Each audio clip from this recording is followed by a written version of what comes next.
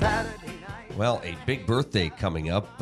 Colonel Drake turning 200 this year. And, well, to talk about that, we actually have Colonel Drake in the studio this morning. And, Colonel, you brought your wife.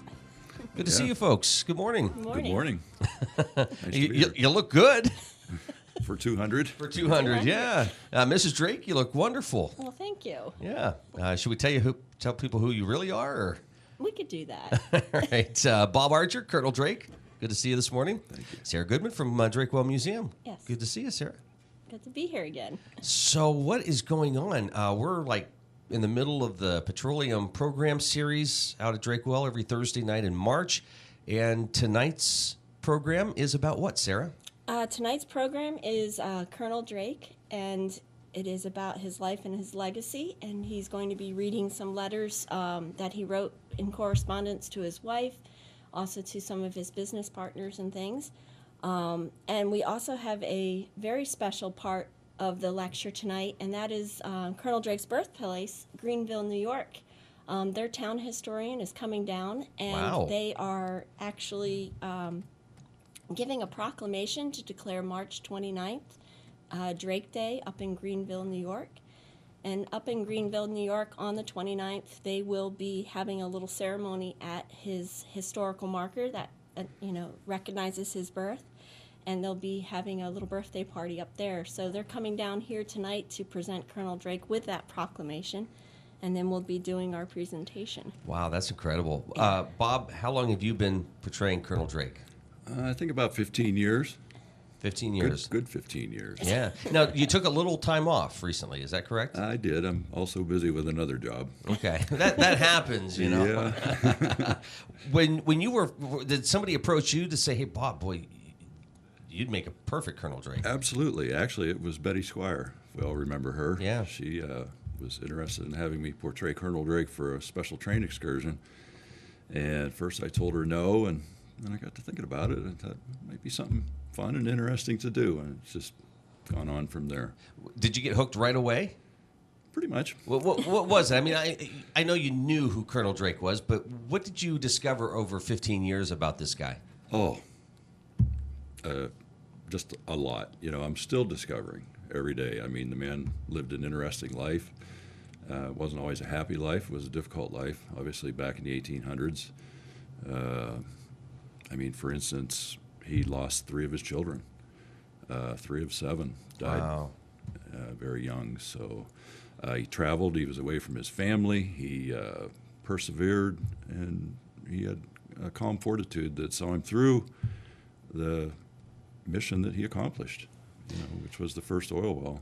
Sarah, when people visit the museum, do they know the name Colonel Drake, or for the most part is that an added part? Are they coming in as they're discovering the history? Usually, it depends. It's about a 50-50 mix if they know Colonel Drake's name. A lot of them know the well is the first well, and then they know it as Drake Well, but they don't know the man behind the well itself. So, but it's some people come and know all about him, but it's usually, I'm going to say more just know that it's the first well and it's named Drake, and then they discover more about the man once they come to the well. What surprises you the most about Colonel Drake in your years at Drakewell and the research that you've done? Anything stand out? The fact that he was ill most of his life and just kept going, just kept working and just took so many different jobs and things, and and was away from his family so much. But even though he was away from his family so much, I mean, the letters that we have, they're amazing. He never forgot his family when he was away. And just to keep going. I mean, people laughed at him when he came here to Titusville, and, he just persevered and just pushed through. And he's like, I'm going to do this. I'm going to prove you all wrong. I'm sorry they laughed at you, Bob. That's too bad. I know. It happens, but I don't let it get to me. That's good. How long was he away from his family? I'm going to say more than he was with his family. Really? Yeah, early on, he was away from his parents when he left at the age of 19 to go east to New York and Connecticut. I should say I. And traveling to Titusville, he made at least 3 trips. First trip in 1857, and even that was an ordeal. You know, there was a stagecoach. There was no railroad from Titusville to Erie, so staging was anything but agreeable. It took 2 days to get here by stage, and muddy roads and hardships all along, you know. So for those who may not know, why did he come here? Well, he was sent here to perfect the titles to some lands by some business owners in Connecticut to get leases. They were interested in pursuing the idea that maybe oil could be harvested in larger quantities. Did they know this because of the oil that was floating down Oil Creek? Absolutely. Okay. There was oil on the ground at Oil Creek. The Indians were at that time natives were gathering oil in blankets. They would dig holes, and the oil would rise on the water in the holes. They laid their blankets on it, soaked the oil into the blankets, and wrung it out. So Drake's mission, I should say my mission, I'm slipping a little here, was to find a better way to get more of it. And that's what led to my drilling the well. So your first visit here then was in 1857? Correct. So it took a couple years. It took a long time. I hired several drillers to come to Titusville and help with the operation. One, I just never knew what became of him. The other, you know, by the time I finally did get to Uncle Billy, he had hardships. He was drilling a salt well in Tarentum and got a bit stuck in a well, so it took him a while to get up here. And then with winter setting in, but by the spring, I should say by June of 1859, we were ready to go. Were you here the entire time? No. So it was back and forth? It was back and forth, but in 1858 I did move here with my family, so that made things a little bit easier with my family around me. I was So happy. you didn't have to stay here a winter? You didn't get locked in during a winter time or anything? At least one. At least one? Yeah, the winter of 1858. Okay, but you had your family here for that? Yes. Okay. And that made it a lot easier. Yeah, this is getting awkward here, this conversation. Okay. A little personal. Yeah, it's becoming personal. Now, Sarah, when people come in, what's maybe the biggest misconception they have about Colonel Drake? I would say the biggest misconception is the fact that he was like a millionaire because he found the first well. That he, became a big businessman and lived in a mansion and lived the high life, which is totally not what happened. What, it was the way he did it, was that ever patented, or did that go to the company he worked for? Everything or was it stolen? Everything went to the company he worked for. Colonel Drake was just an employee. He wasn't a business partner with the company or anything. He was an employee. I was paid very well. Yes. $1,000 a year. I mean, $1,000 a year. Yep, that was big money. Very well. That Really? was big money. So, when you died, did you have money? No. No. What happened? I made some unwise decisions. Really? Yeah. In the stock market. Stock market. Okay, that'll get you every time. Yeah. Yeah. Yeah. You've invested in Apple. I understand that still happens.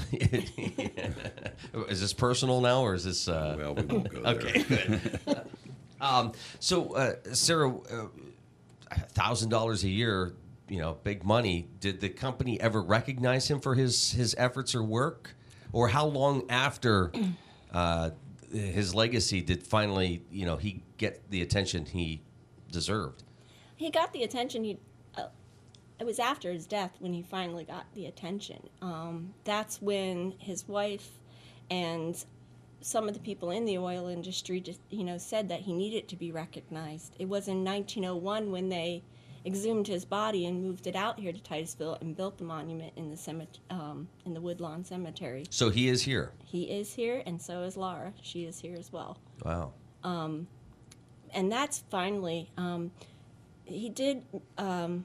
It was shortly after his death, or before his death, that he did start getting a little bit of a pension to help the family out and things.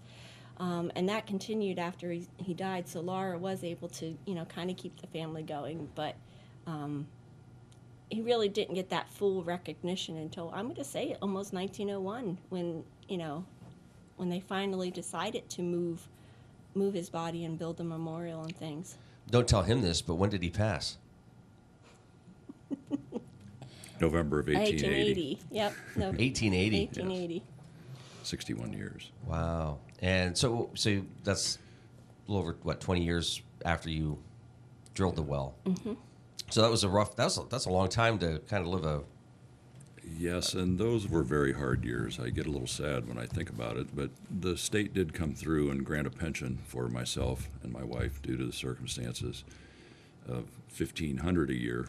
That Wow. It was truly a godsend, and took care of myself and my family, and also took care of Laura as long as she lived.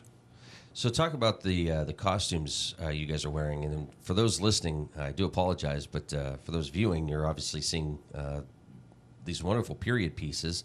We'll start with Mrs. Drake. Explain what you're wearing.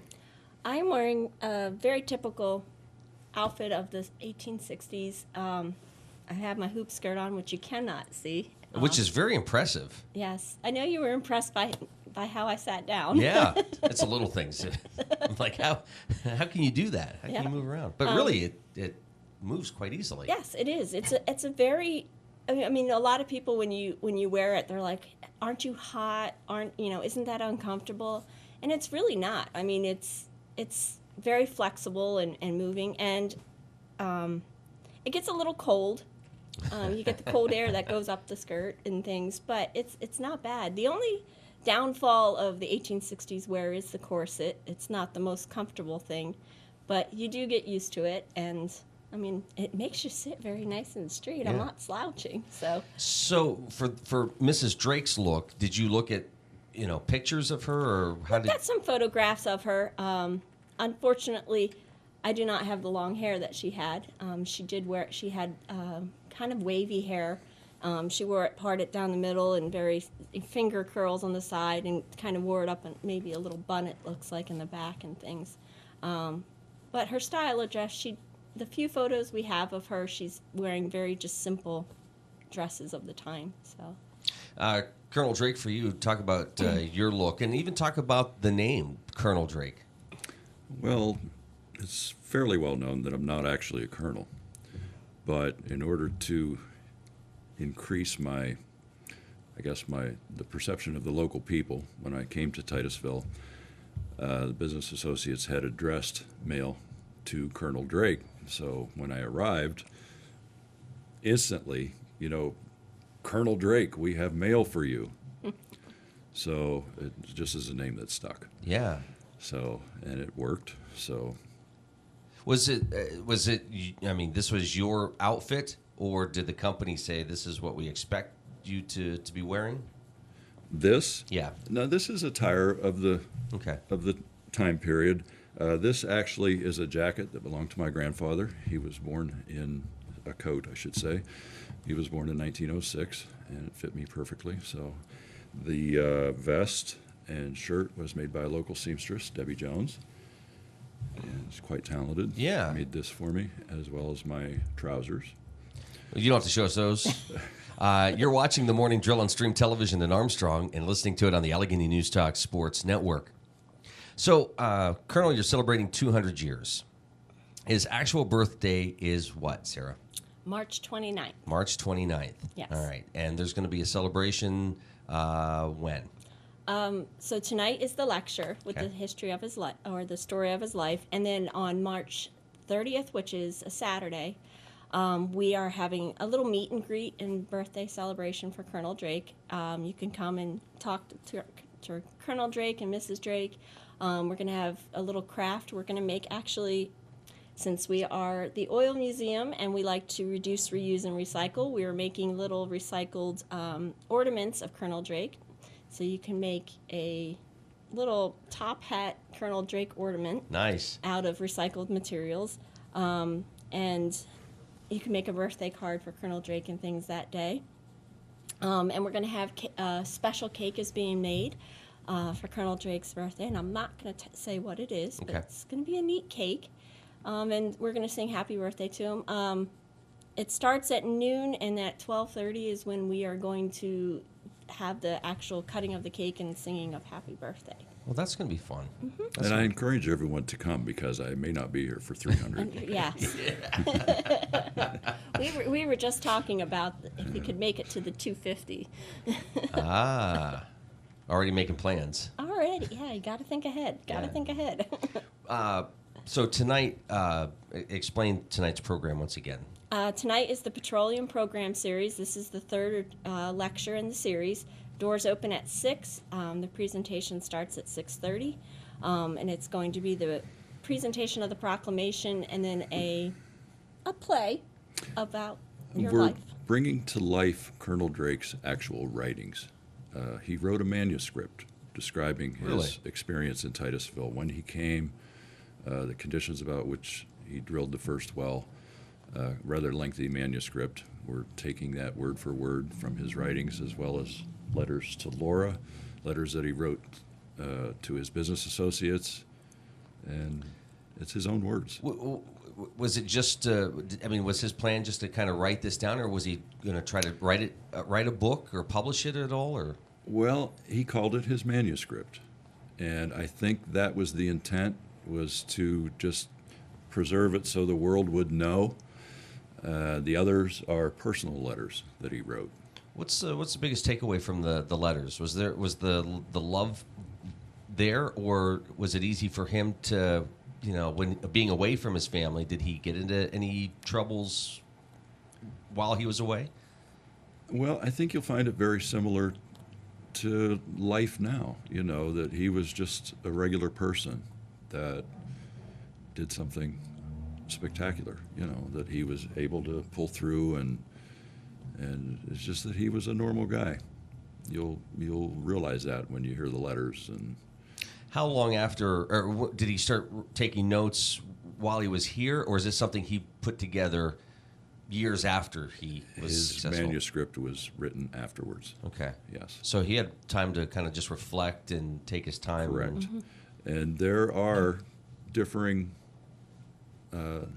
there's differing data, about what actually happened. Everyone had a different idea. If you look at Brewer's notes and Watson's notes and Uncle Billy's notes and the Colonel's notes and recollections of what happened at that time, they're all a little bit different. Really?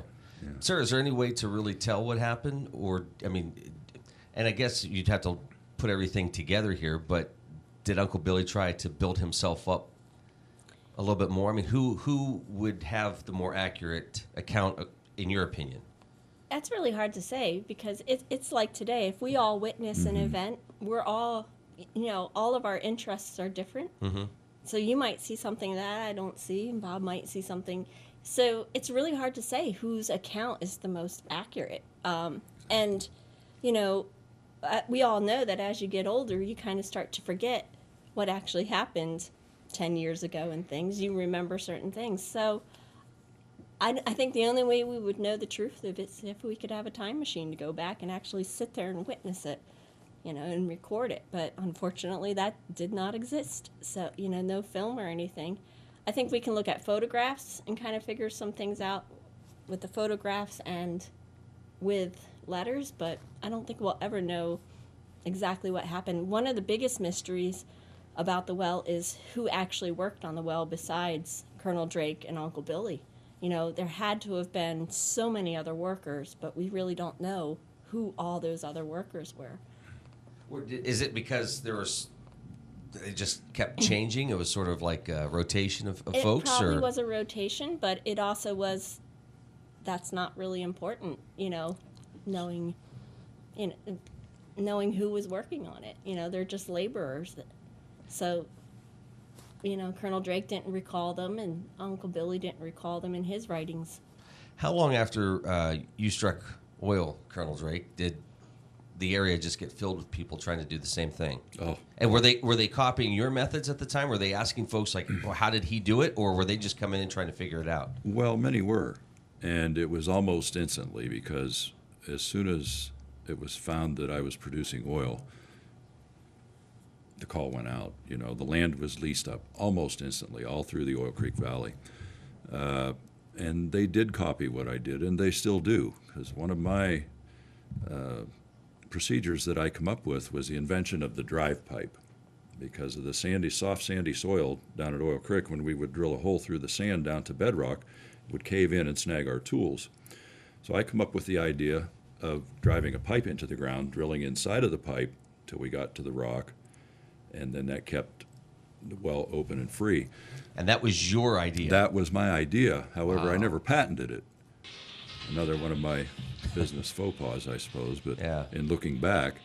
But they still use that today, whether it's a water well or a gas well, you know, and that's something that I started. Well, happy birthday, 200 years. That's quite a celebration. And the 160th of the well this year.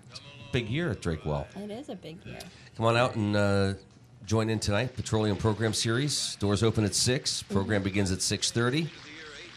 Happy birthday. Thank you. All right. Hope Thanks, to see guys. you there. Yeah. Oh, Thank hey, you. I'm excited. It's going to be a great night. Thank you. Thank you. All right. It's not drilling for water, mister.